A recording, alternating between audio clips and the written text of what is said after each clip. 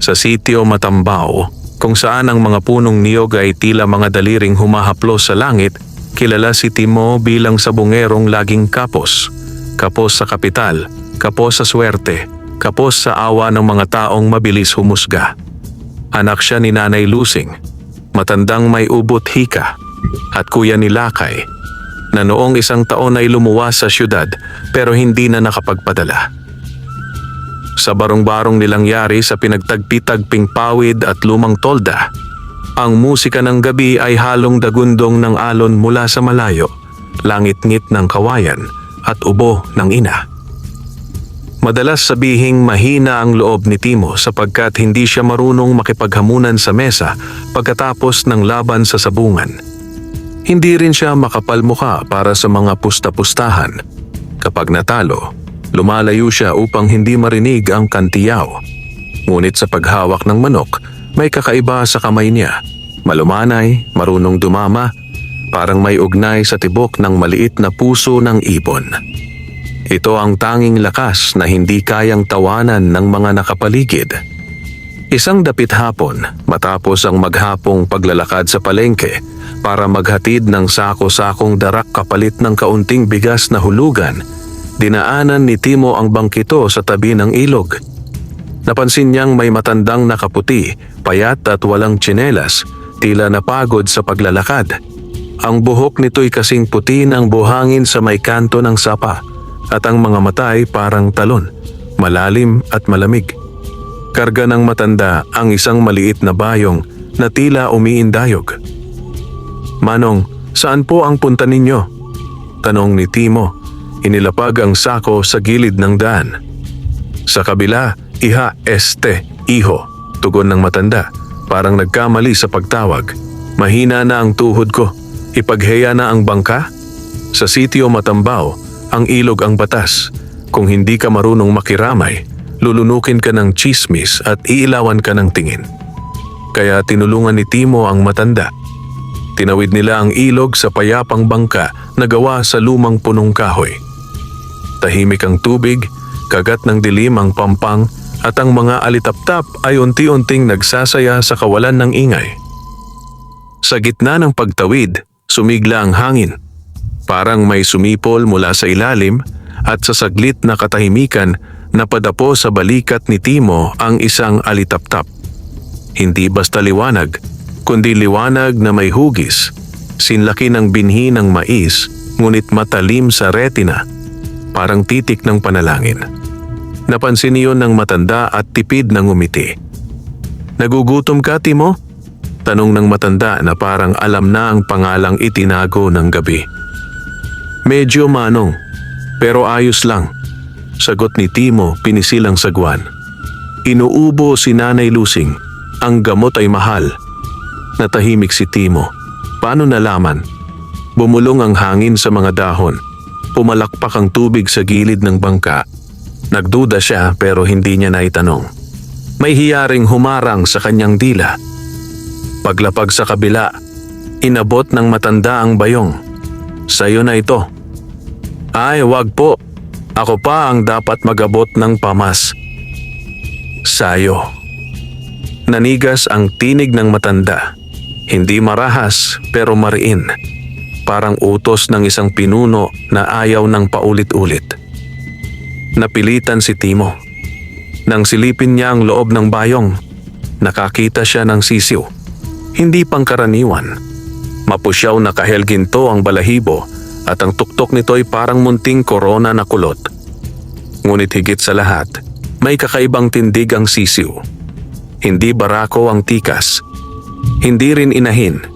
Parang sinadya ng kalikasan na buuin ito sa pagitan. Banayad lumakad, may naho ng tingin, at kapag pumipikit ay parang nagdarasal. "Manok yan pero parang binabae." Napabulala si Timo, napangiti sa sariling paghuhusga. "Binabae," ulit ng matanda at tumango. "Para sa'yo." "Naku manong, pasensya na po, sabongero ako pero..." "Alam ko." Tiningala ng matanda ang kalangitan kung saan lumalaylay ang unang bituin. "Kung paano ka mag-alaga, ganon ka rin lalaban. Sa sabungan, maraming sumisigaw, pero hindi lahat marunong makarinig. Makakarinig po ng ng sarili. Muling ngumiti ang matanda at sa ngiting iyon ay may bakas ng kalawakang kumikilos sa isang aninong mortal. Pag may pinusta ka, huwag kalimutan kung sino ang una mong tinaya. Hindi agad naunawaan ni Timo. Pero nang iabot niya ang bayong at hawakan ng munting buhay na tila kumikislap sa dilim, may kung anong init ang dumaloy sa kanyang palad. Init na hindi paso, kundi lambing. Nang umangat si Timo upang magpasalamat, wala na ang matanda. Para bang kinain ng dapit hapon ang puting anyo nito, iniwang nakatingkad na lamang ang malamlam na landas pabalik sa pampang. Pag-uwi, sinalubong siya ng ubo ni Nanay Lusing at ng amoy ng kape na higit tubig kaysa asukal. "Anak," hikbi ng ina, "may pasalubong ka?" "Oo, Nay." Inilapag niya ang bayong sa munting mesa na may basag na baso. "Sisiw, regalo." "Ay, kawawa naman yan. Sisiw pa, isasali mo na agad sa laban." Sabay tawa ng mahina, may halong ubo. "Hindi, Nay. Alagaan ko muna, palalakihin. Iba ito." Kinabukasan, tumindig ang araw na parang hiwang mangga sa gilid ng bundok. Dinala ni Timo ang sisiw sa bakuran at ginawa ang isang maliit na koral gamit ang lumat na pilas na lambat at patpat mula sa kawayan. Pinangalanan niya ang sisiw na Sinta. Hindi niya may paliwanag, basta dumulas sa bibig ang pangalang iyon. Di macho, di rin purong inahin. Sadyang binabae. Mabilis lumaki si Sinta, pero hindi sa anyong inaasahan sa mga panlaban. Hindi ito tulad ng mga manok na pinapangarap ng mga sabungero. Yung makisig ang dibdib, matikas ang tuka, at tila tinapyas na bato ang binti. Si Sinta ay mahinhin. Ang lakad ay parang sayaw sa ibabaw ng damo. Kapag umuulan, sa halip na magkubli lang, sinasalubong niya ang patak at umiikot na parang naglilinis ng pakpak ayon sa musika ng tubig. Kapag pinapakain ng durog na mais, hindi siya nag-aagawan. Hinihintay niya ang huling butil, saka dahan-dahang titikman. Waring kinikilatis ang biyaya bago lunukin. "Binabay nga," bulong ni Timo. Hindi na may panglilibak, kundi may halong pagtataka. Tuwing nakikita niya kung paanong sagata ng umaga, may mga alitap-tap pa ring sumisilip sa gilid ng kulungan, liwanag sa oras na hindi na dapat may ganito. Dumaan ng mga linggo at napansin ng ilang kapitbahay ang kakaiba. "Timo," sabi ni Cardo, magbabakaw na mahilig magpatawa, "yan bang sisiw mo? Tiktilaok ba o humuhuni? Baka kailangan ng entablado, hindi sabungan." Tawanan ng mga nakikinig. Ngunit sa tuwing tititigan ni Timo si Sinta, nakakalimutan niyang may tawanan sa mundo. May dinamika sa pagkibot ng pakpak, may liwanag sa matang hindi bumibitiw, may hiningang alon sa dibdib. Parang ang buong likha ay bilang sa isang kumpas na tanging sila lamang ang nakaririnig. Isang hapon, dumalaw sa sitio Matambao ang balitang dumadagundong. Magpapalakad ng malaking derby si Don Fausto, ang mayamang sabungero sa kalapitbayan. Si Don Fausto ang klaseng tao na pag dumaan sa palengke, sa halip na yumuko sa pawis, nang iba'y ipinapahid pa sa hangin ang pabango ng poder. May mga tauhan siyang sina Igme, Pando at Kulas, mga balat na sanay sa suntok at tinging sanay sa paningil. Sabi-sabi, hindi na raw kailangan ng swerte ng mga manok ni Don Fausto. Nasa bulsa na niya ang sentensyador, nasa palad niya ang Kristo, at nasa ilalim ng mesa ang tatakang tari na hindi pantay ang timbang para dayain ang indayog ng laban. Ang kikitain daw sa derby ay lampas-lampas sa 3 buwan na kita sa bukid, na alimpungatan si Timo. Sa loob ng mga gabing iniinom niya ang kape at amoy na asukal pero tubig, hindi niya maiwasang mangarap. Paano kung si Sinta ang maging susi sa gamot ni nanay? Paano kung ito na ang pintong matagal nang hindi bumubukas? Gabing iyon, tumalaw muli ang katahimikan at ang alon ng hangin sa kawayan. Habang pinupunasan ni Timo ang kulungan, napansin niyang may bakal na munting singsing sa paa ni Sinta.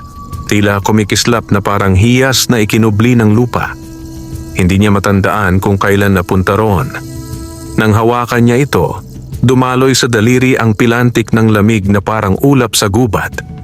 Biglang tumilaok si Sinta. Hindi malakas, hindi hamon.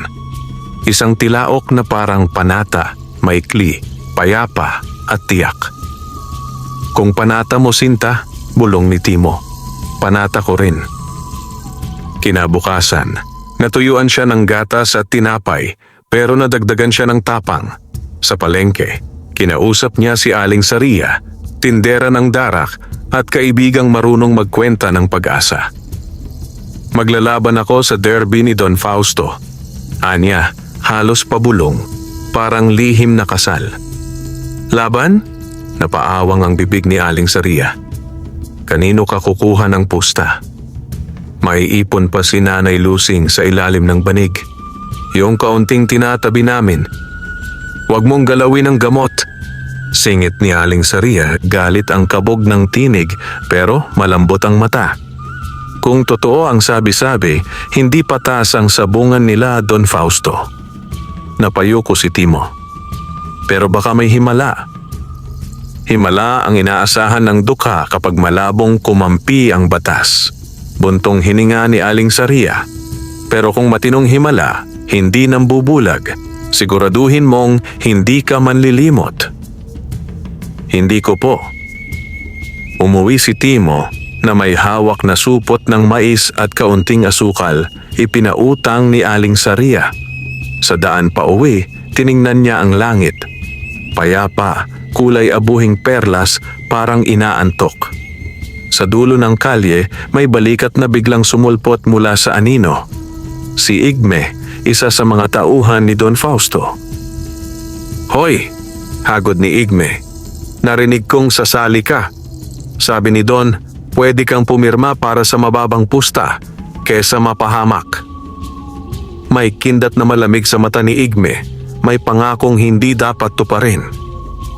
Ayos po ako, kuya. Sagot ni Timo, pinili ang paggalang. Salamat. Pag natalo ka, aninong parang aso sa paligid ni Igme ang banta, huwag kang tatakbo. Hindi tumugon si Timo. Sa halip, pinilit niyang sariwain ang tagpo sa ilog, ang matandang nakaputi, ang alitap-tap sa balikat, ang bayong na puno ng pag-asa. Sa bawat yapak niya pa uwi, may kaluskos sa tuyong damo na parang pumapalakpak ang lupa para sa desisyong hindi pa man ay mabigat na. Sa bahay, gumuhit sa kisame ang liwanag ng dapit hapon. Nagmistulang hikaw sa tenga ng araw ang unang bituin. Kinumutan niya si Nanay Lusing at pinakain ng nilugaw na mais at kaunting asin. Anak, sabi ng ina, tinadapuan ng ubo. Narinig ko kay Aling Saria, sasali ka raw. Opo, Nay, pero hindi ko gagalawin ang pambili ng gamot mo. May paraan ako. Ang paraan, anak, hindi laging sabungan. Baka kala mo kasi yon ang daan dahil yon ang alam mo. Umiling ang ina at sa mata nito'y may ilaw na hindi halata sa sinindihang gasera. Pero kung dahil sa manok mong yan, ay nakita kong kakaiba. Noong madaling araw, nung inaasikaso mo ang kalan, lumapit siya sa akin. Hindi tumilaok, tumingin lang, para bang nakikinig. Napangiti si Timo. Nakikinig po siya, Nay, sa atin. Kung totoo yan, makinig ka rin sa kanya. Kinagabihan, hinaplos ni Timo ang pakpak ni Sinta, pinunasan ng tahid at dahan-dahang ipinatong ang palad sa dibdib nito. May tugma ang pintig. 3, hinto, 2, hinto, 1. Parang lumang awiting minana sa hangin. Sa labas, may dumapo na naman na alitap-tap sa kawayan.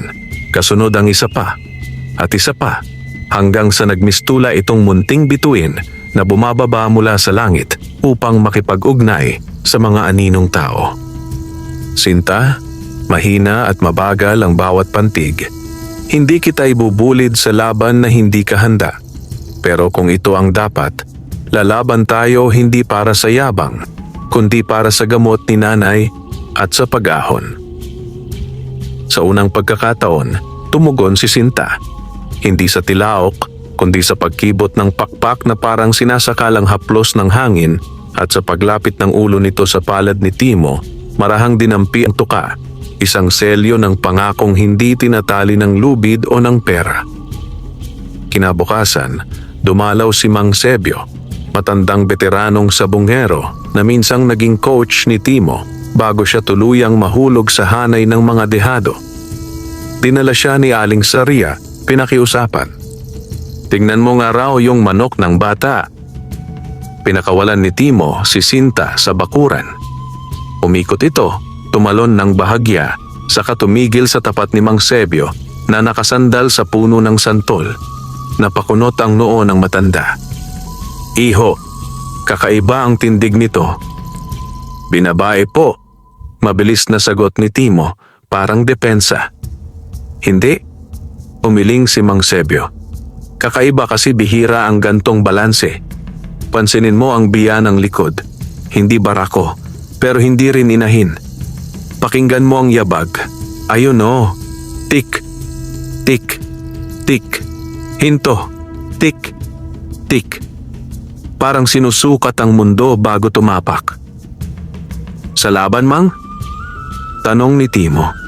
Napahawak sa sarili niyang dibdib. Kung may tamang oras at tamang distansya, iilag to sa kaskas ng iba, saka papasok sa puwang na di napupuntahan ng karaniwang manok. Para siyang mananayaw sa gitna ng sigawan.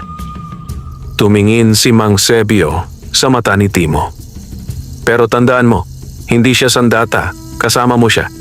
Kapag itinuring mong sandata, gaganti ang tadhana. Natigilan si Timo. Parang narinig niyang muli ang tinig ng matanda sa bangka. Huwag kalimutang kung sino ang una mong tinaya. Napalunok siya at tumango. Kasama ko siya, Mang. Kung ganon may panalo kayo, wika ni Mang Sebio. Pero hindi sa paraan na gusto ni Don Fausto. Anong ibig niyo pong sabihin? Kapag tumuntong ka sa sabungan niya, hindi lang manok ang kalaban mo. Kalaban mo rin ang mga kamay na marurumi at ang mata ng taong sanay pumikit sa katotohanan. Nangusap ang hangin sa pagitan nila, naglaglag ng ilang dahon ng santol na parang pahina ng lumang aklat. Kailangan mo ng panata. Anong panata? Na kahit anong mangyari, sabi ni Mang Sebio, hindi mo ibebenta ang kaluluwa ninyo sa ingay ng meron at wala. Humigop ng hangin si Timo. Sa malayo, tumilaok ang ibang mga manok ng kapitbahay. Maingay, mapasuso, parang umiigting na tugtugin. Si Sinta ay nanatiling tahimik, nakatingin sa kanya, at sa kislap ng mata nito ay may anyong alang-aungaw ng isang ilog sa dapit hapon. Gabi bago mag-anunsyo ng opisyal na listahan ng mga sasali sa derby, naupo si Timo sa tabi ng kulungan.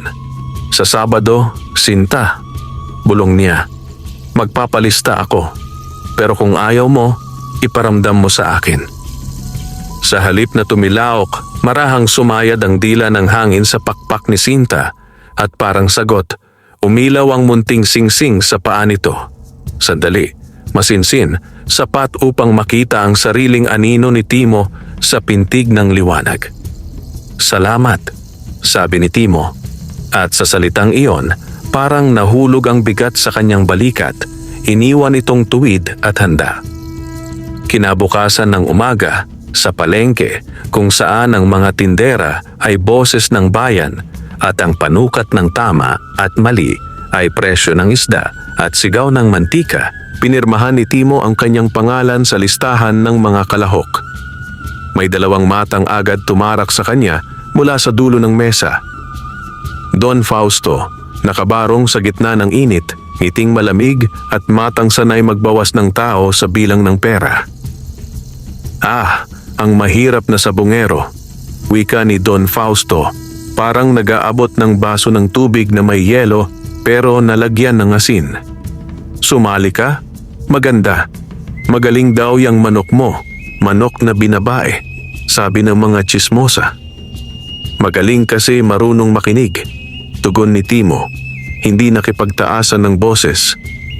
Tignan natin kung marunong din manalo, anas ni Don Fausto, at sa bawat pantig ay may kaluskos ng mga tauhan sa likuran niyang tila asong nakatutok sa munting buto. Welcome sa laro, iho. Pag-uwi, tinanggal ni Timo ang saplot sa paa ni Sinta, hinimas ang pakpak at tinapik ang tuka. Kasama kita, sabi niya, hindi kita iiwan. At sa hulihan ng kaniyang salita, muling nagtipo ng mga alitap-tap sa gilid ng kulungan. Tila korong kumakanta ng walang tunog, umaawit sa liwanag. Sa gabing iyon, bago tuluyang pumikit si Timo, sinulat niya sa pisara ng kanyang isip ang mga salitang hindi dapat makalimutan. Huwag magpadala sa sigaw. Huwag kalimutang makinig. Huwag ibenta ang panata. At sa huling linya, isinulat niya ang pangalan ng kanyang ina. Para kay Nanay Lusing. Sa labas, humuni ang hangin. Sa loob ng kulungan, sumayaw sa dilim ang aninong binabae. May korona sa tuktok at munting singsing sa paa, at sa pagitan ng bawat pintig ng gabi, may pangakong sumisilang. Darating ang araw ng sabungan at may magbabago. Hindi lang sa presyo ng pustahan, kundi sa bigat ng pangalan ng isang dukha sa harap ng batas ng ingay. Umaga ng Biyernes, bago ang opisyal na araw ng derby. Habang ang iba'y abala sa pagtatalop ng niyog at pagbibilad ng isda, si Timo na may tahimik na nakaupo sa bangkito, hawak ang kahoy na panglinis ng kulungan. Sa gilid ng kanyang isip, paulit-ulit na umuukit tanong, paano ako makakapusta kung wala akong puhunan? Hindi may kakaila. Kahit gaano kagaling ang manok, kung walang perang ihahagis sa mesa, hindi ka kikilalanin. Sa sabungan, ang pangalan ng sabunghero ay kasabay ng bigat ng perang pinapusta. Sa katahimikan ng kanyang bakuran, naririnig niya ang hampas ng sipol ng hangin at tila panunudyo ng sariling konsensya. Sa ilalim ng banig ni Nanay Lusing, may nakatabing ilang pirasong baryang pilak at papel na tig-10. Pambilisana ng gamot at bigas. Kahit anong titig ni Timo, parang lumalaki ang halaga nito. Kung gagamitin ko para sa pusta, paano na si Nanay? Ngunit kung hindi siya sasali, paano naman ang tsansang makakuha ng mas malaking halaga para sa mas mahabang gamutan? Habang nagmumuni, dumating si Cardo, ang kapitbahay na laging may dalang tsismis at kwento. Pare, narinig ko kagabi, may 3 barako si Don Fausto na ipapalaban. Malalakit puro importado. Ang sabi pa raw ni Igme, siguradong lilimas ng bulsa ang mga dehado. Kung ako sayo, huwag ka na sumali. Sayang lang. Hindi ko kayang umurong, Cardo. Mahina ngunit mariin ang sagot ni Timo. Para kay Nanay ito. Umiling lang si Cardo. Basta tandaan mo, pag natalo, wala kang pambili ni asin. Pero kung manalo, baka ikaw na ang bagong alamat ng Matambaw. Sabay tawa ng malakas, iniwan siyang nakatungo. Kinahapunan, pumunta si Timo sa sabungan upang magparehistro ng pusta kahit maliit lamang. Pagpasok pa lang niya, sinalubong siya ng sigawan. Meron! Wala! Na parang dagundong ng kulog sa siksik na ulap. Amoy alak, pawis, at usok ng sigarilyo ang pumuno sa hangin. Sa gilid ng sabungan, naroon sina Igme, Pando at Kulas, ang 3 tauhan ni Don Fausto. Nakataas ang kilay ni Igme nang makita siya. Oh, narito na ang pobreng sabungero, wika nito. May halong panlilibak. Anong ipapasok mong manok, ha? Yung binabae mong laruan? Tawanan ang mga kasamahan niya. Ngunit imbes na uminit ang dugo, pinili ni Timo ang katahimikan. Tumingin siya kay Sinta, na hawak niya sa ilalim ng bisig, at tila ba ang manok mismo ang nagsabing, Huwag mong sayangin ang galit, gamitin mo sa tamang laban. Lumapit ang isang Kristo para kunin ang datos. Pangalan ng manok? Tanong nito. Sinta, sagot ni Timo, buong giting kahit pinagtatawanan. Check, pangalan panginahin, bulong ng isa sa mga nakapila.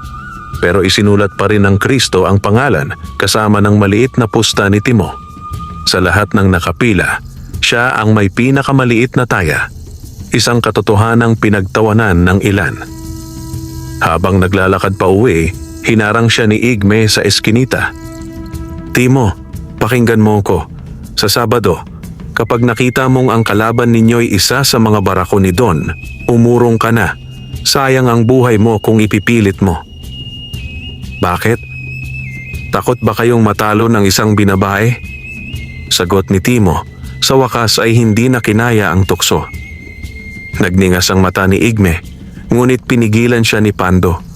Hayaan mo na, Sabado pa naman. Malalaman din niya ang aral. Pag-uwi, dinatnan niya si Nanay Lusing na humihingal sa ubo. Napaupo siya sa gilid ng kama at pinisilang kamay ng ina. Nay, bukas na ang laban. Manalig po kayo. Hindi tayo pababayaan. Sa labas, nakatanaw si Sinta sa liwanag ng buwan. Hindi ito tumilaok, ngunit sa bawat pag-ikot ng pakpak ay parang may awit na naririnig si Timo, isang awit ng tapang, panata at pag-asa. Bisperas ng derby.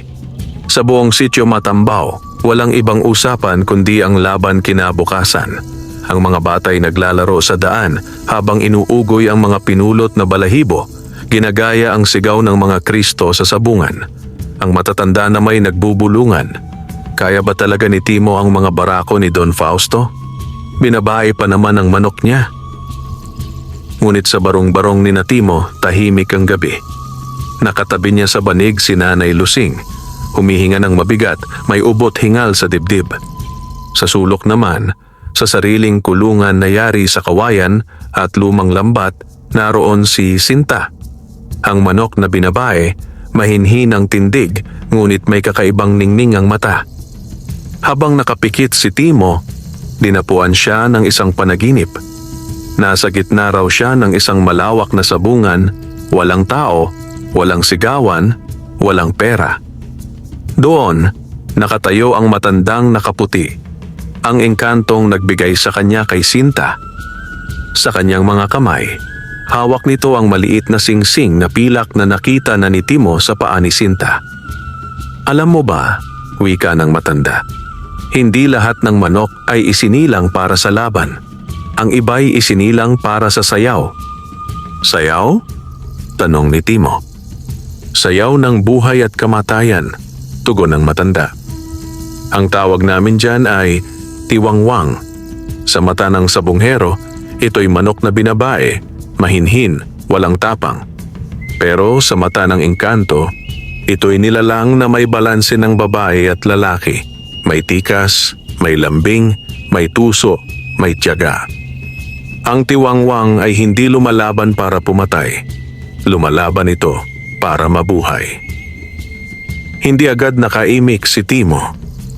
Ang mga barako ni Don Fausto, malalakas at mababangis. Pero ang lakas nila ay parang punyal, isang hiwa. Tapos, ang tiwangwang, gaya ni Sinta, ay parang tubig. Iiwas, iikot, hahanap ng puwang. At kapag dumating ang sandali, isang tuka, isang sugat, sapat upang ang barako'y bumagsak. Bago tuluyang mawala ang matanda sa kanyang panaginip, nagwika ito. Hindi ikaw ang pipili ng laban, Timo. Si Sinta ang pipili. Pakinggan mo siya. Pag siya ang humuni, oras na. Nagising si Timo na pawis na pawis. Agad niyang pinuntahan si Sinta at laking gulat niya nang makita ang manok na nakatayo ng tuwid, nakatingala sa langit at tila humuhuni ng mahina, hindi tilaok, kundi isang mahabang awit na parang panalangin. Naramdaman ni Timo ang kislap ng panaginip. Alam niyang totoo ang lahat ng sinabi ng engkanto. Mabilis siyang nag-ayos ng gamit. Dinala niya ang lumang batya para ipaligo si Sinta. ginamitan ng pinaghalong dahon ng bayabas at asin. Para malinis at malakas ang loob, wika niya. Pagkatapos, pinakain niya ito ng pinulbos na mais at dinagdagan ng kaunting dahon ng tanglad. Isang lihim na turo ni Mang Sebio, ang veteranong sabungero. Habang abala, dumating si Mang Sebio at Aling Saria. "Handa ka na ba, Timo?" Tanong ni Sebio. Hawak ang yosi na halos maubos na sa tindi ng kaba. "Handa po," sagot ni Timo, bagamat ramdam ang panginginig ng kamay. "Huwag mong kalimutang ang tiwangwang ay hindi dumidiretso ng sugod. Ang lakas nito ay nasa ilag at tiempo. Pakinggan mo siya at huwag kang manguna." Tumango si Timo. Mabilis kumalat ang balita na kasama si Timo sa listahan ng maglalaban. Kaya't noong araw ng Sabado, dumagsa ang mga tao mula sa iba't ibang baryo. Puno ang sabungan. Mga magsasakang bitbit ang 3 barya para sa pustahan. Mga mayayamang may malalaking kwaderno ng utang at ang mga tauhan ni Don Fausto na naglalakad na parang mga leon sa loob ng hawla. Sa gitna ng sabungan, nakatayo si Don Fausto, nakabarong, hawak ang abaniko. "Mga kababayan," sigaw niya, "ngayon makikita natin ang tapang ng mga barako at ang lakas ng ating pusta." Sabay tawa na parang bakal na kumiskis sa simento. Isa-isa nang ipinasok ang mga manok. Ang unang laban ay barako laban sa barako. Nagpalakpakan ang mga tao, sigawan dito, sigawan doon. Dumadagundong ang sabungan sa bawat meron, wala. Nasa gilid si Timo, hawak si Sinta. Tahimik ang kanyang manok, parang hindi alintana ang ingay. Parang may sariling mundo, sariling musika. Lumapit si Mang Sebio at bumulong. "Iho, baka ngayon na. Tingnan mo ang mata niya." Paglingon ni Timo, nakita niyang nakatitig si Sinta sa isang kulungan sa kabilang gilid. Doon naroon ang isa sa pinakamalakas na barako ni Don Fausto, kulay itim na may pulang tuka, kilala sa bansag na Diablo. At doon, sa gitna ng sigawan, unang tumilaok si Sinta. Hindi malakas, hindi marahas, kundi mariin at malinaw. Napasinghap si Timo. Ito na ang hudyat. Siya mismo ang pumili ng laban. Hapon na nang sumapit ang oras ng laban ni Sinta. Sa loob ng sabungan, siksikan na ang mga tao. Mga magsasakang pawis ang noo at hawak ang tig-2 baryang ipupusta. Mga may-ari ng tindahan na bitbit ang perang galing sa utang ng kapitbahay at mga sabungerong bihis mayaman na parang fiesta lang ang laban. Bawat kanto, sumisigaw ang mga Kristo. "Meron dito, wala doon." 100 sa Diablo, 5 sa Sinta. Kakaunti lang ang tumataya kay Sinta. Sino nga ba naman ang maglalakas loob pumusta sa isang binabae, laban pa sa pinakatanyag na barako ni Don Fausto? Ang karamihan, nakapila kay Diablo, manok na kulay itim na parang uling, may pulang tuka at malapad na dibdib, at ang mga mata ay tila laging nag-aapoy. Bago pa man magsimula, pumasok si Igme sa gitna, dala ang manok ni Don Fausto. Kasunod niya si Mang Temyong, ang kilalang taryador ng bayan na siya ring tauhan ni Don. Habang isinasabit ang tari kay Diablo, nakatanaw si Timo at hindi nakaligtas sa kanyang mata ang kakaiba. Ang tari ay may dagdag na bigat sa isang gilid, halos hindi halata sa mga di sanay, pero sapat para magdulot ng imbalance na ikalalamang sa kalaban. Pandarayang lantad, bulong ni Mang Sebio sa tabi ni Timo. Ganyan lagi si Don Fausto. Kung hindi nakikialam ang Kristo, sa tari siya dumadaya. "Paano yan, Mang?" Nag-aalalang tanong ni Timo. Walang ibang sandata kundi si Sinta mismo. Kung totoo ang hula ng engkanto, siya ang makakaiwas. Nang inihanda na ang 2 manok sa gitna, dumagundong ang sigawan. "Meron, meron, wala, wala." Halos mapatid ang lalamunan ng mga Kristo sa kakasigaw. Sa isang banda, lahat ng pera'y tumaya kay Diablo. Sa kabilang banda, iilan lamang ang pumusta kay Sinta, sina Mang Sebio, Aling Saria, at 2 lasenggong naniniwala sa tsamba. Ay nako, sigaw ng isang matandang sabungero. Ubos ang pustahan kay binabae, wala talagang laban yan. Ngunit sa gitna ng lahat, nakatayo si Timo, tahimik, hawak si Sinta sa ilalim ng kanyang bisig. Ramdam niya ang tibok ng puso ng manok. Hindi mabilis, hindi magulo. Maayos, parang musika. Bitaw na! Sigaw ng sentensyador. At doon nagsimula ang laban. Sumugod agad si Diablo, malapad ang pakpak, mabilis ang talon. Ngunit sa halip na sumalubong, umiwas si Sinta, parang sayaw na ikot lamang. Hindi siya tumilaok ng malakas. Hindi rin nagudyok ng suntok agad, parang hinahanap niya ang tamang tiempo. Hoy! Ano yan? Tumakbo ang binabae! Sigaw ng mga tao. Tawanan, sigawan, kantiyawan. Ngunit hindi nagpadala si Timo. Naalala niya ang sinabi ng engkanto. Ang tiwangwang ay hindi lumalaban para pumatay. Lumalaban ito para mabuhay. Muling sumugod si Diablo at muling umiwas si Sinta. Isang ikot, isa pang talon. Sa bawat iwas, tila ba nawawala sa balanse si Diablo. At sa bawat galaw ni Sinta, may kakaibang kislap sa kanyang mga mata. Napansin ni Timo na lalo pang bumigat ang hakbang ni Diablo. Hindi dahil sa katawan, kundi dahil sa tari. Ang imbalance nito'y nagdudulot ng pagod sa bawat ikot. Ngunit bago pa makaporma si Sinta, sumenya si Don Fausto sa sentensyador. Bilis! Tapusin! Sigaw ni Don.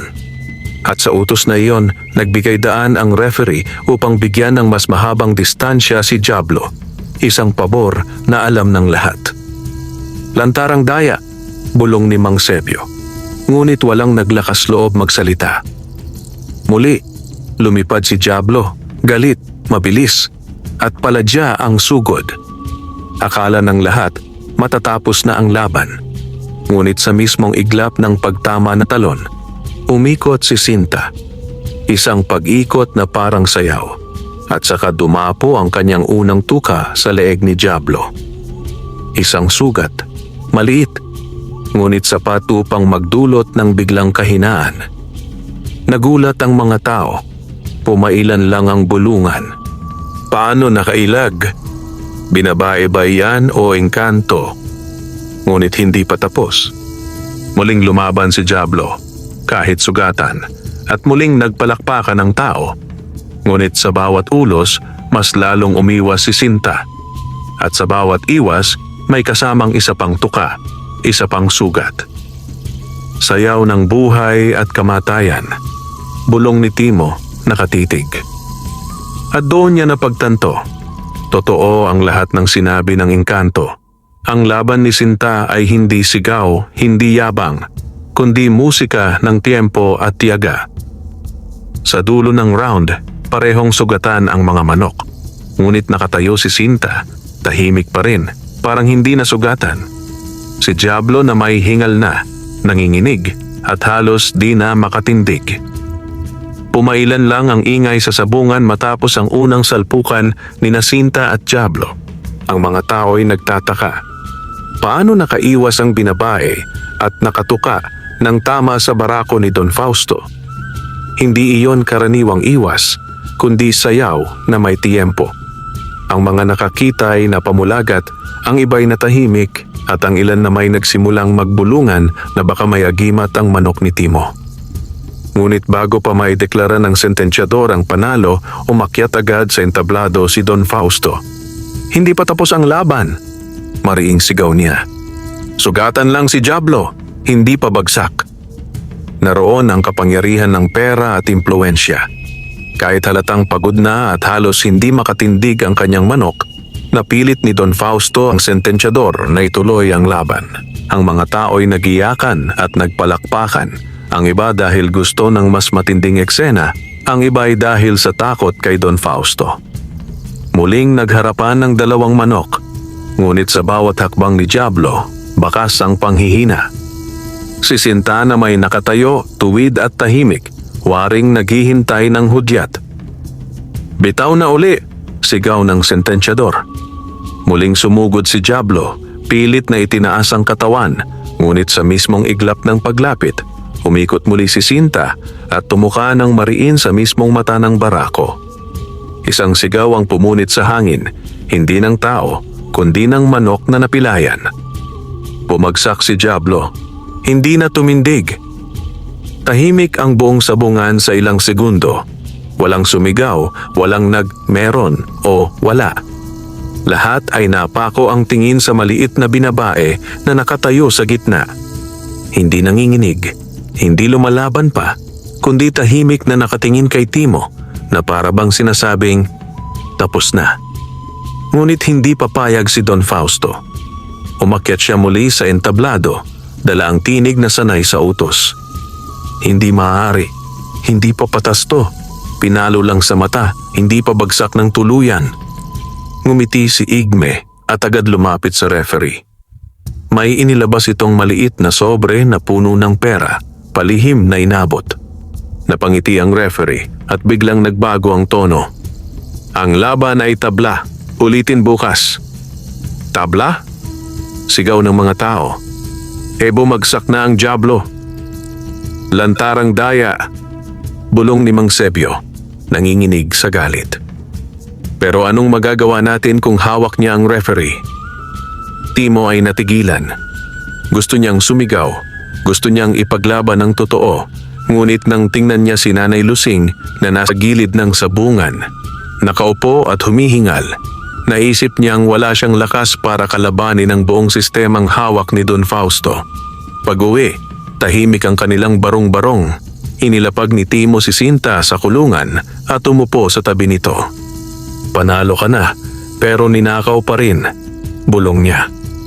Lumapit si Nanay Lusing, hinahaplos ang likod ng anak. Anak, hindi sa lahat ng oras makakamtan natin agad ang hustisya. Ang mahalaga, nakita ng lahat ang katotohanan. Ngunit hindi mapakali si Timo. Paulit-ulit niyang naiisip ang mukha ni Don Fausto, ang ngiting puno ng panlilinlang. Naiisip din niya ang tawanan ng mga tauhan nito habang iniinom ang alak sa sabungan. Habang nakahiga, nagising siya sa mahina't kakaibang tunog. Tumayo siya at nakita si Sinta, hindi natutulog, nakatanaw sa labas ng kulungan. Sa paligid ng kanilang bakuran, nagsimulang magpakita ang mga alitap-tap, mas marami kaysa dati. Bumuo sila ng bilog sa paligid ng manok at sa gitna, tila nagningning ang maliit na singsing sa paa ni Sinta. At doon narinig ni Timo ang isang bulong, hindi galing sa hangin, kundi tila sa kanyang puso. Huwag kang matakot, lalaban tayo muli. Hindi sila ang pipili ng oras, kundi tayo. Napalunok si Timo. Nais niyang maniwala, nais niyang sumuko, ngunit higit sa lahat, nais niyang ipaglaban ang katotohanan. Lumuhod siya sa tabi ng kulungan at marahang hinawakan si Sinta. Kung bukas muli tayong lalaban, pangako ko sa iyo, hindi na ako matatakot. Hindi lang para kay nanay, kundi para sa lahat ng pinagtatawanan, para sa lahat ng inaapi. Tahimik si Sinta, ngunit sa mata nito, may liwanag na sumasalamin ng buot malinaw na panata. At sa gabing iyon, sa gitna ng katahimikan at lamig ng hangin, nagdesisyon si Timo. Titiisin ang lahat ng gutom at takot upang sa muling laban, hindi lang siya sa bungerong dehado, kundi tinig ng lahat ng api laban sa kamay na marurumi ni Don Fausto. Kinabukasan, bago pa man sumikat ng buo ang araw, kumalat na sa buong bayan at karatig barangay ang usapan tungkol sa laban kahapon.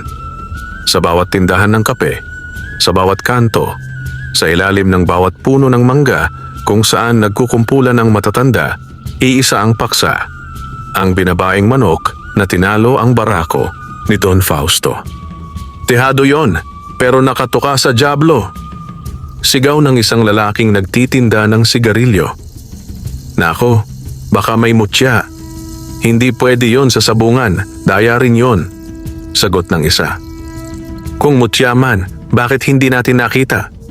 Hindi pare, matalino lang talaga yung manok. Hindi sugod, ilagat tiyempo. Dagdag ng isa pa. At mula sa mga bulungan, naging alingas-ngas. Mula sa alingas-ngas, naging yagyagan. Hanggang sa dumating ang mga chismis sa mismong tenga ni Don Fausto. Sa malaking bahay bakasyunan ni Don Fausto, nagtipon ang kanyang mga tauhan. Nakaupo siya sa silyang kahoy na may ukit na parang trono, hawak ang tabako at ang mukay sing itim ng alkitran. Hindi ako makapapayag na matawag na talunan dahil lang sa manok na binabae. Maring wika ni Don Fausto. Kung kumalat ang balita na natalo ako, mawawala ang takot ng tao. At kapag nawala ang takot, mawawala rin ang aking kapangyarihan. Boss, sabat ni Igme. Ang mga tao'y nag-uusap na may mutya raw si Sinta. Sabi nila, engkanto ang nagbigay.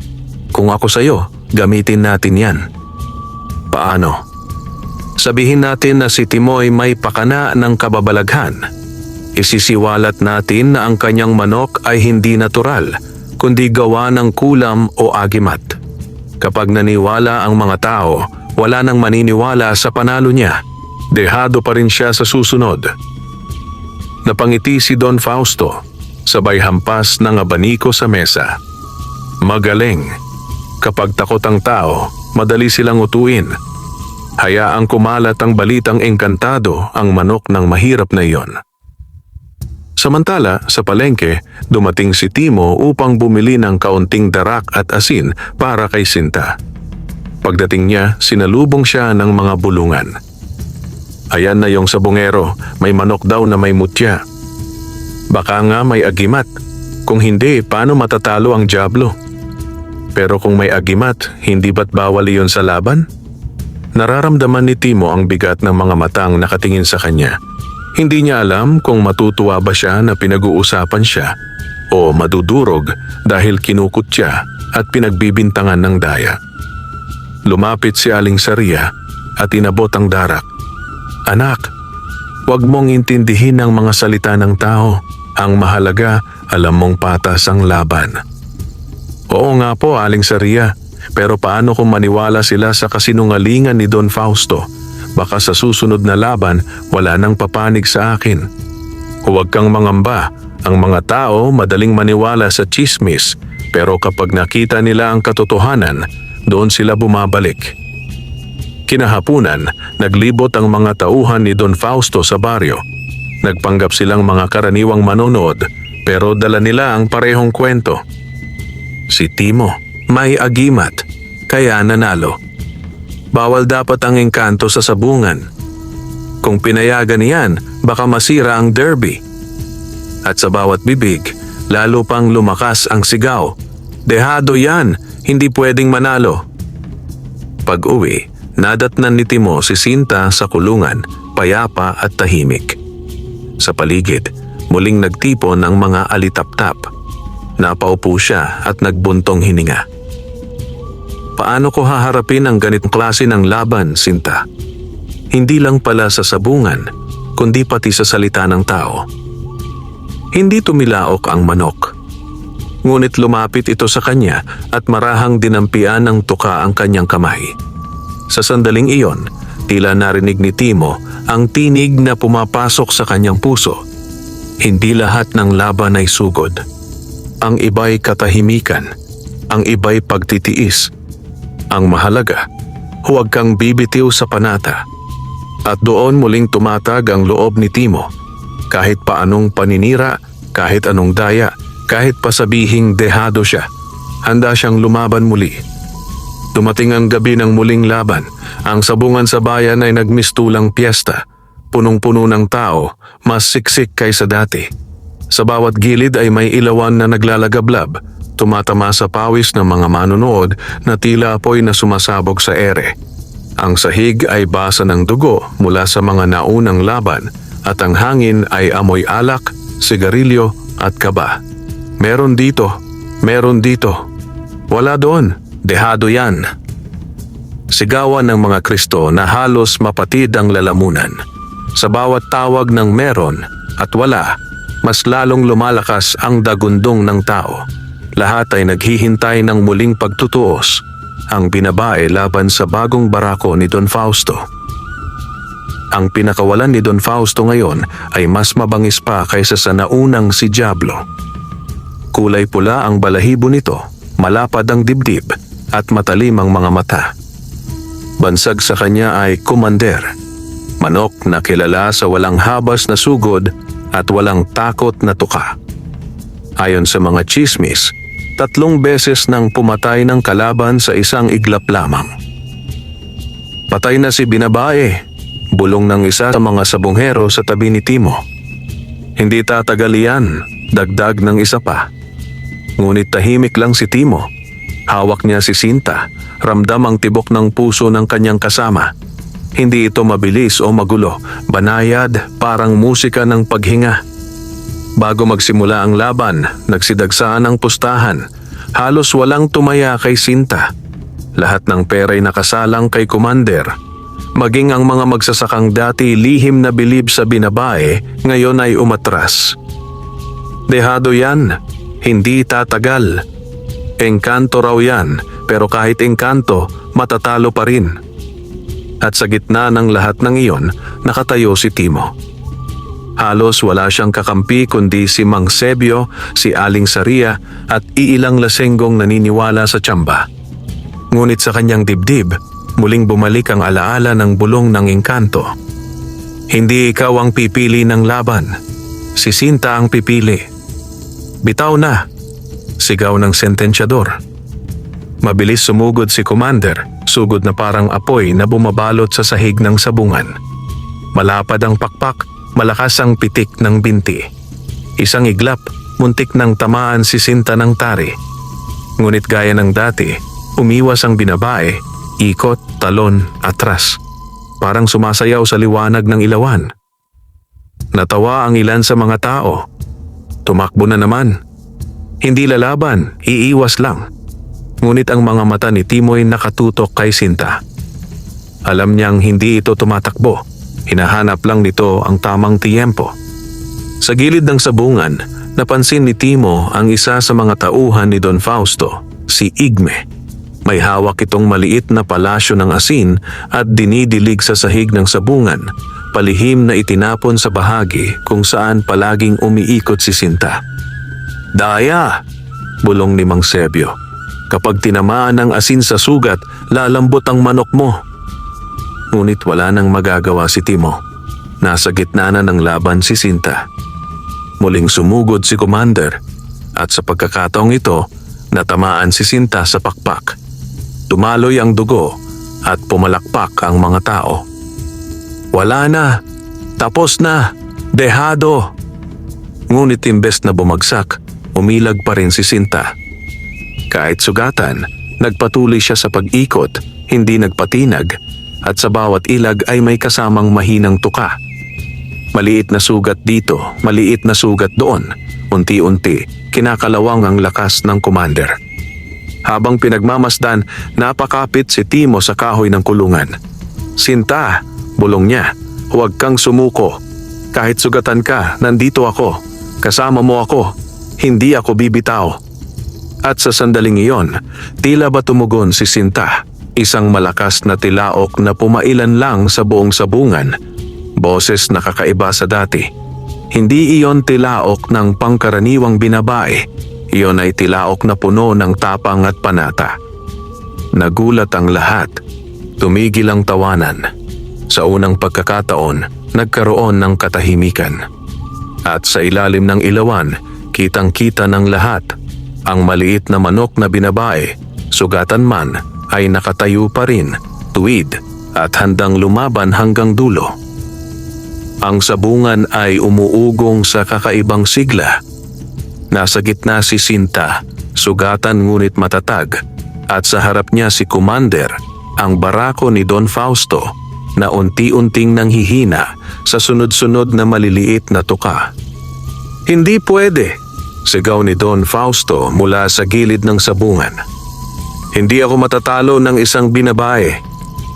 Nagtawanan ng ilan, ngunit karamihan sa mga tao ay natahimik. Ramdam nilang may kakaiba sa laban. Hindi lamang ito sabong. Tila may laban ng katarungan laban sa pandaraya. Muling sumugod si Commander. Ngunit muling umiwas si Sinta. Tumuka sa dibdib at sa ikatlong pagkakataon, bumagsak ang barako sa sahig. Hindi na ito makatindig. "Panalo na!" sigaw ng ilang manonood. "Kita nyo? Talo si Commander." Ngunit bago pa ideklara ng sentensyador ang resulta, lumapit muli si Don Fausto. Hawak niya ang isang sobre na puno ng pera at marahang iniabot sa referee. "Tabla ulit!" Biglang wika ng referee, pilit na ngumiti. "Hindi pa pwedeng tapusin. Ulitin natin mamaya." Nabigla ang mga tao. "Tabla? Bumagsak na si Commander." "Daya na naman. Hindi patas yan." Hindi na nakatiis si Timo. Lumapit siya sa gitna, hawak si Sinta. "Hindi kayo makatarungan. 2 beses nang pinabagsak ni Sinta ang mga barako ninyo. Panalo na kami." Ngumiti si Don Fausto, malamig, at lumapit sa kanya. "Timo, bata ka pa. Hindi mo pa alam ang takbo ng sabungan. Hindi laging nananalo ang may tama. Ang nananalo, ang may hawak ng pera." Hinawakan niya sa balikat si Timo at binulungan. "Makipagkasundo ka sa akin. Ibenta mo sa akin ang manok na iyan, si Sinta. Bibigyan kita ng salapi, higit pa sa kaya mong kitain sa buong buhay mo. Mapapagaling mo ang ina mo, mabibili mo ang lupa ng pamilya mo, at hindi ka na tatawaging pobreng sabungero." Napalunok si Timo. Ang bawat salitang narinig niya ay parang tukso na nagbubulong sa kanyang puso. Isang iglap, naisip niya ang ubo ni Nanay Lusing, ang gabi-gabing pagtitiis nila sa lugaw na halos walang asin, at ang kahirapang matagal ng pasan. Ngunit sa kabilang banda, naramdaman niya ang mga mata ni Sinta. Liwanag na hindi kayang bilhin ng kahit gaanong halaga. Ang manok na ito'y hindi lang hayop, ito'y regalo, kasama at tanda ng panata. "Timo," dagdag ni Don Fausto, mas madiin ang tinig. "Ito na ang pagkakataon mo. Isang lagda lang at wala ka nang iisipin. Kung hindi mo tatanggapin, sisiguraduhin kong hindi ka lang matatalo dito sa sabungan. Pati ang buhay mo'y sisirain ko." Tumahimik ang sabungan. Lahat ng matay nakatingin kay Timo. Naramdaman niya ang bigat ng mundo. Sa isang banda, kaligtasan at ginhawa. Sa kabila, paninindigan at panata. Muling tumilaok si Sinta. Hindi malakas, kundi banayad na tila tinig ng alaala. At sa tinig na iyon, naalala niya ang sinabi ng engkanto. "Huwag kalimutang kung sino ang una mong tinaya." Humigpit ang hawak niya kay Sinta. Tumingin siya kay Don Fausto, tuwid ang likod, at mariing nagsalita. "Hindi ko siya ibebenta. Hindi lahat ng bagay kayang sukatin ng pera. Kung sisirain mo ako, mas mabuti ng matalo ng marangal kaysa manalo ng marumi." Sandaling natahimik ang lahat. Pagkatapos, unti-unting pumalakpak si Mang Sebio. Sinundan ni Aling Saria. Hanggang sa isa-isa, pati ang mga magsasaka, ang mga nanonood, at maging ang ilang pustador na dati kakampi ni Don Fausto ay nagpalakpakan. Panalo si Timo. Panalo ang binabay. Hindi mabibili ang panata. Napasigaw ang tao, at sa unang pagkakataon, natalo ni Don Fausto hindi lamang sa laban ng manok, kundi sa laban ng damdamin ng tao. Ngunit hindi siya papayag. Sa mga mata niya ay naglalagablab ang galit. "Hindi pa tapos ito, Timo," mariing wika niya. "Kung hindi kita matatalo sa sabungan, dudurugin kita sa labas nito." At gabing iyon, habang pinapalakpakan ng mga tao si Timo at si Sinta, nagsimula ang mas mabigat na laban. Hindi na lamang laban ng manok, kundi laban ng buhay at dangal. Matapos ang palakpakan at sigawan sa sabungan, umuwi si Timo at si Nanay Lusing na may halong tuwa at kaba. Tuwa dahil kahit dinaya at tinakot, napatunayan nilang hindi kayang bilhin ang panata nila ni Sinta. Kaba dahil malinaw ang huling salita ni Don Fausto. Hindi pa tapos ito.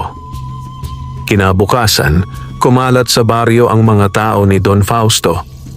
Sina Igme, Pando at Kulas ay nag-ikot, hindi na nagtatago. Pumapasok sila sa mga tindahan, naniningil ng utang, nananakot ng hindi nagbabayad. At tuwing may magtatanong tungkol sa laban kahapon, ang sagot nila'y iisa. Mandaraya si Timo. Kinamitan ng engkanto ang manok. Hindi iyon panalo. Kung ipagpapatuloy niya ang kahibangan niya, baka may mangyaring masama. Sa mga kanto, may mga batang tumutukso. Engkanto! Engkanto! Manok ng bruho si Timo. Ang mga kapitbahay na dati humahanga ay biglang natakot na mapahamak. Ilang pamilya ang umiwas sa kanila, pati mga dating kaibigan ay tila naglaho. Isang gabi, habang natutulog si Timo at ang kanyang ina, biglang nag-ingay ang mga aso sa paligid. Paglabas niya, nakita niyang gulo ang kulungan ni Sinta. Binuksan ng kung sino at tinangkang nakawin ang manok. Ngunit nang silipin niya, nandoon pa si Sinta, nakatayo sa gitna ng kulungan, at sa paligid ay nagliparan ang daan-daang alitap-tap na tila bantay. Sa dami ng liwanag, halos hindi nakalapit ang mga tauhan ni Don Fausto. Nagmura sina Igme at mabilis na tumakas sa dilim. "Anak!" nanginginig na bulong ni Nanay Lusing. "Hanggang saan ka dadalhin ang laban na ito? Baka mapahamak tayo." "Nay," sagot ni Timo, habang pinipisil ang kamay ng ina. "Kung hindi ako tatayo ngayon, habang buhay tayong alipin ng mga kagaya ni Don Fausto. Huwag kayong matakot. Kasama natin si Sinta at kasama natin ang katotohanan." Kinabukasan, dumating si Mang Sebio at Aling Saria. "Hindi ka naligtas dito, iho," sabi ni Mang Sebio. "Alam kong matapang ka, pero ang mga tao ni Don Fausto ay hindi lamang sa sabungan nananakit.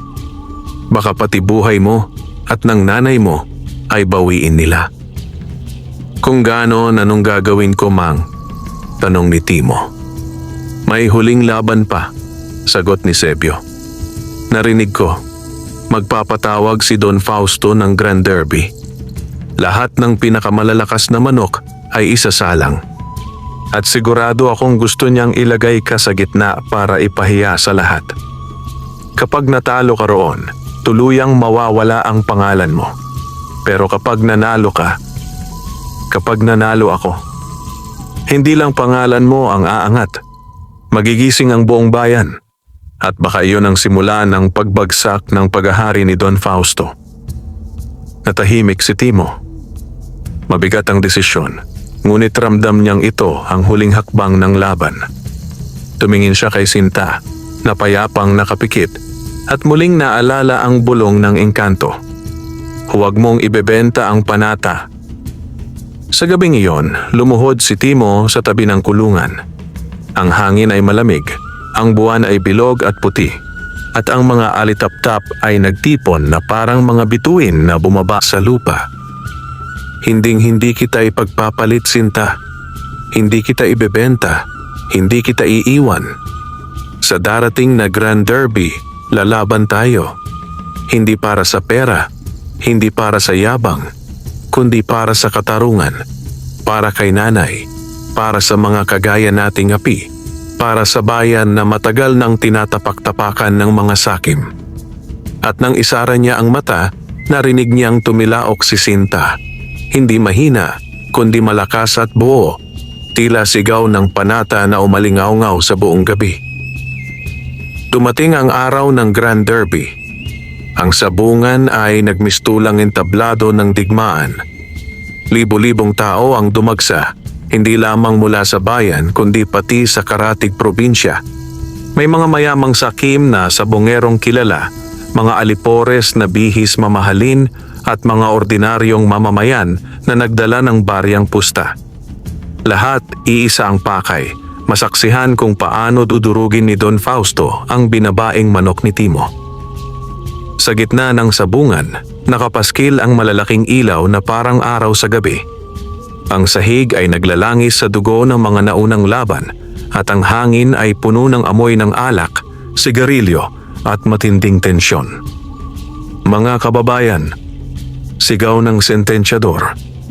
Ito na ang pinakahihintay, ang Grand Derby. Sa isang panig, ang binabae, ang manok ng pobreng sabongero. At sa kabilang panig, ang Supremo, ang pinakamalakas na barako ni Don Fausto. Pumutok ang sigawan ng tao. Dehado yan. Panalo ang Supremo. Tapusin ang binabae. Sa gilid, hawak ni Timo si Sinta. Marahang hinahaplos ang pakpak. Ramdam niya ang tibok ng puso ng kanyang kasama. Hindi magulo, hindi mabilis, kundi payapa. Anak, bulong ni Nanay Lusing, nakaupo sa gilid ng sabungan. Ano man ang mangyari, tandaan mo, mas mahalaga ang dangal kaysa ginto. Tumango si Timo at sa mata niya ay bakas ang panata. Nang ipalabas ang Supremo, napalunok ang lahat. Malaki ito, higit na mas malapad kaysa sa karaniwang manok panabong. Maitim ang balahibo na may pulang guhit sa dibdib, parang apoy na nag-aalab. Ang mga mata nito'y tila nagbabaga at ang bawat pitik ng pakpak ay nagdudulot ng lagabog sa hangin. Tapusin mo sila, sigaw ni Don Fausto mula sa kanyang upuan, hawak ang abaniko na parang espada ng kapangyarihan. Bitaw na, sigaw ng sentensyador. Sumugod agad si Supremo, mabilis at mabangis, tila kidlat na bumaba sa lupa. Ngunit gaya ng dati, umiwas si Sinta, ikot, talon, atras, parang sayaw sa gitna ng apoy. Tumakbo na naman ang binabae, sigaw ng mga tao, tawa at kantiyawan. Ngunit sa bawat ikot ni Sinta, may kasunod na tuka, maliit, mabilis, tusok. Unti-unti, kumakagat sa katawan ng Supremo. Galit na galit si Don Fausto.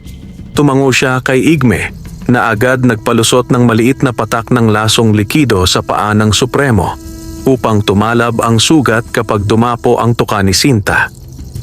Nakita ito ni Timo at napasigaw, "Daya yan!" Ngunit pinigilan siya ng referee sabay sabing, "Tahimik ka lang. Laban to ng manok, hindi ng bibig." Ramdam ni Timo ang panghihina ng loob, ngunit biglang lumapit si Mang Sebio sa kanya at bulong, "Huwag kang matakot. Ang engkanto ay hindi basta pinaglalaruan. Kung si Sintay totoo nga ang binasbasan, walang lason ang makakapigil." Sa gitna ng laban, tinamaan si Sinta sa pakpak at dumaloy ang dugo. Tumili ang mga tao. Tapos na, wala na. Ngunit sa halip na bumagsak, tumilaok si Sinta. Isang tilaok na umalingaw-ngaw sa buong sabungan, mas malakas kaysa sa lahat ng sigaw. At sa bawat sulok ng sabungan, biglang naglitawan ng mga alitap-tap. Kumalat sa paligid, parang mga bituin na bumaba sa lupa. Natigilan ang lahat, kahit si Don Fausto ay hindi nakapagsalita.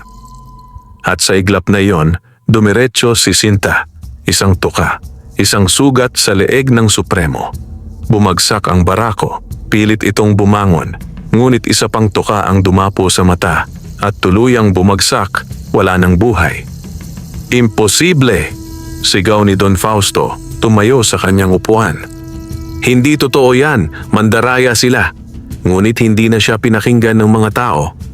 Umugong ang buong sabungan. Panalo si Sinta. Panalo ang binabae. Si Timo ang tunay na kampeon. Ang mga dating takot at alipin kay Don Fausto ay nagsimulang sumigaw laban sa kanya. Ang kanyang kapangyarihan gumuho sa isang iglap. Ang mga tauhan niya ay umatras, natakot sa sigaw ng mga tao at sa liwanag ng mga alitap-tap na tila humahatol.